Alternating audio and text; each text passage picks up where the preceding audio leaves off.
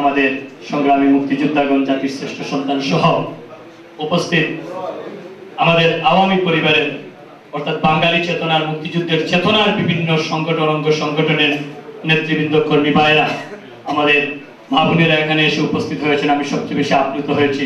আমি সকলকে ধন্যবাদ জানাচ্ছি। স্পেশালি আমি শরীর খারাপ বলার পরেও মিস্তা ভাই আমাকে এখানে ডেকেছেন। আমি না এসে পারছি না যেভাবে তিনি ডেকেছেন, কারণ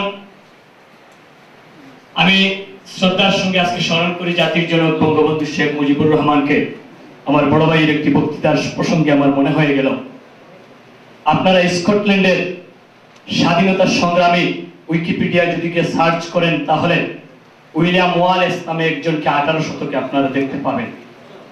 উইলিয়াম ওয়ালেস যখন সংগ্রাম আরম্ভ করেছিল তার মানুষকে নিয়ে, তখন ব্রিটেনের সমস্ত দুনিয়া জোড়া উপনিবেশ, তাদের উপনিবেশে সূর্য অস্তমিত হয় না। এমন ভাবে শাস্তি দিয়েছিল উইলিয়াম ওয়ালেসকে যে ব্রিটেনের রাজপ্রাসাদের সম্মুখে ফাঁসির কাষ্ঠ তৈরি করে সেখানে তাকে দাঁড় করিয়ে, আমি সময়ের অভাবে ভাঙ্গিয়ে বলতে পারছি না, বারবার বলেছিল মার্সি চাওয়ার জন্য। সে চায়নি। এক সময় তার একটা পা কাটা হলো, বলা হলো তুমি মার্সি চাইলে এখনো শেষ। তার একটা পা কাটা হলো, সে বলল না ফ্রিডম। তখন আরেকটা পা কাটা হলো, সে বলল না ফ্রিডম। তখন তার মাথা কেটে উড়ে দেওয়া হলো এবং ব্রিটেনের 3টি কর্নারে উইলিয়াম ওয়ালেসের সেই বডির 3টি অংশকে দাফন করা হলো, অর্থাৎ সমাহিত করা হলো। এজন্য যে ব্রিটিশ উপনিবেশবাদের বিরুদ্ধে দুনিয়ায় যাতে কেউ স্বাধীনতার স্লোগান না দেয়, এই স্লোগান বন্ধ করার জন্যই তারা এই শাস্তি দিয়েছিল। আমি স্মরণ করি যে মহাত্মা জাতির জনক বঙ্গবন্ধু শেখ মুজিবুর রহমানকে কারাগারের অভ্যন্তরে তার শিয়রের পাশে কবর খোঁড়ার জন্য তিনি বলেছিলেন এখানে কার কবর খোঁড়া হচ্ছে। তাকে জানানো হয়েছিল তোমার কবর খোঁড়া হচ্ছে। তিনি বলেছিলেন ফাঁসির কাস্টে দাঁড়িয়ে, আদালতে দাঁড়িয়ে বলেছিলেন আমার মৃত্যুর পরে আমার লাশটা যে আমার বাঙালির কাছে দিয়ে দিও। তাকে যখন 71 সালে পাকিস্তানে নিয়ে যাওয়া হয় 26-27 মার্চে, তখন থেকে এয়ারপোর্টে মাটি ছুঁয়ে প্রণাম করে সেই মাটিটুকু তার কপালে তিনি মুছে নিয়েছিলেন, তার পকেটে ভরে নিয়েছিলেন। তিনি বলেছিলেন আমি এই বাঙালির কাছে, সর্বোপরি তিনি একটা কথা বলেছিলেন, এই বাঙালি জাতি সত্তার কথা বলতেছিলেন।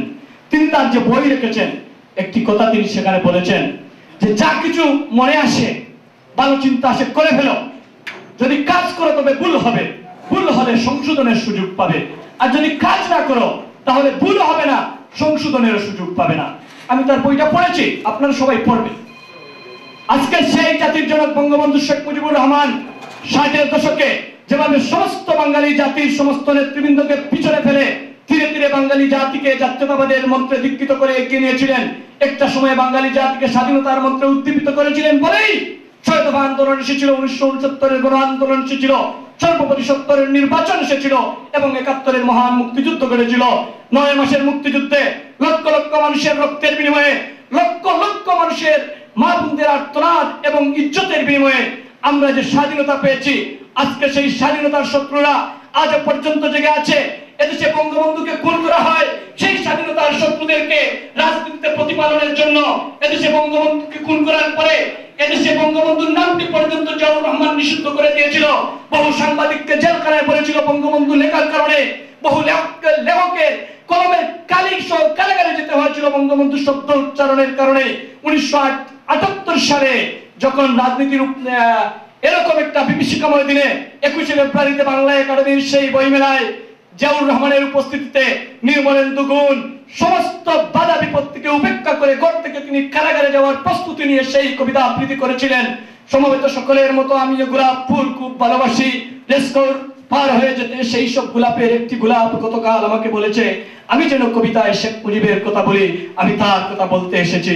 সমবেত সকলের মতো আমি স্বপ্ন দেখতে ভালোবাসি, গতকাল শেষ রাত্রে থেকে একটি সাহসী স্বপ্ন আমাকে বলেছে আমি যেন কবিতায় শেখ মুজিবের কথা বলি, আমি তার কথা বলতে এসেছি।